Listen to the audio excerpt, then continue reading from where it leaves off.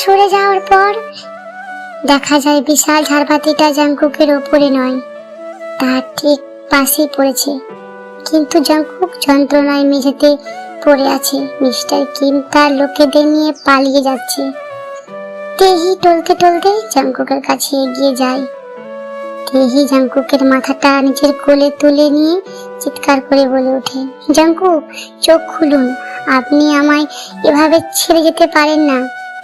আপনি তো বলেছিলেন আমি আপনার বন্দিনী, তবে আজ এই শিকল খুলে কেন চলে যাচ্ছেন?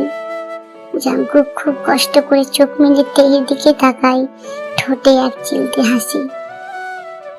বলে ওঠে, তেহি, তেহি, আমি চেয়েছিলাম তোমাকে ঘৃণা করতে, আমি চেয়েছিলাম তোমাকে ধ্বংস করতে, কিন্তু নিজের জালে আটকে গেলাম।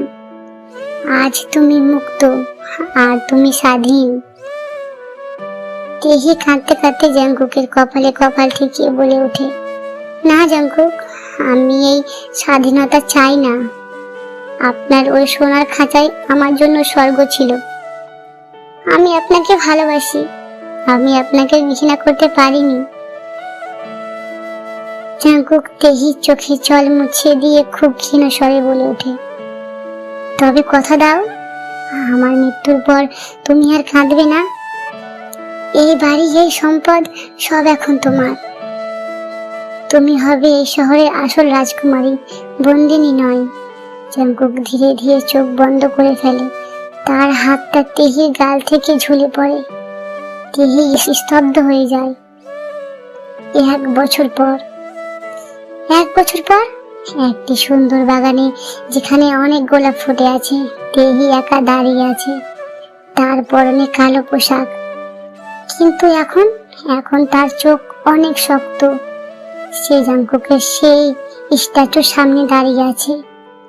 তেহি শান্ত স্বরে বলে ওঠে, জাংকুক, তুমি বলেছিলে তুমি আমার ছায়া হয়ে থাকবে।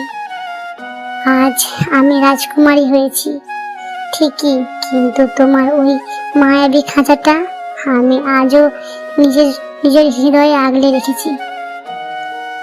তুমি নেই, কিন্তু আমার হৃদয়ে প্রতিটা স্পন্দনে আজও তোমার নাম লেখা আছে।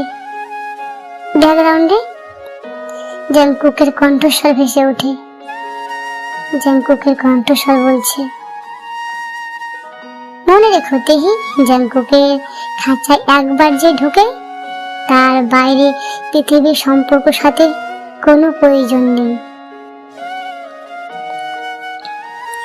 আজকের সিজনটা এখানে শেষ। এরপর আমি নিয়ে আসছি আর একটা ধামাকাদার গল্প। সেখানে থাকবে জাংকুক আর তেহির এক মাতাল করা ভালোবাসা। আপনাদেরকে অবশ্যই ভালো লাগবে। দয়া করে আমার পরবর্তী গল্পের জন্য অপেক্ষা করুন। প্লিজ একটা লাইক দিবেন, লাইক দিতে ভুলবেন না।